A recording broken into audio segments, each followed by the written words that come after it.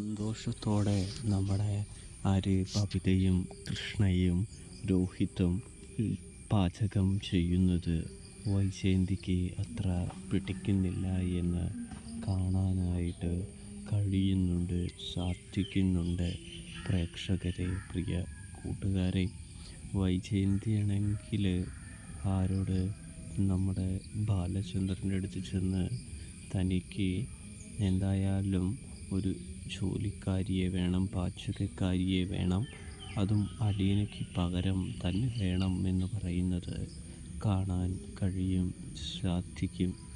ഇത് സമയമാണെങ്കിൽ അലീനയ്ക്ക് പകരം ആരുമില്ല എന്ന് ബാലേന്ദ്രൻ പറയുന്നതോടൊപ്പം എൻ്റെ മക്കൾ പാചകം ചെയ്യുന്നതാണ് ശരി, നല്ലത് എന്ന് പറയുന്നതും കാണാൻ കഴിയുന്നുണ്ട്, സാധിക്കുന്നുണ്ട്. പ്രേക്ഷകരെ, പ്രിയ കൂട്ടുകാരെ, സബ്സ്ക്രൈബ്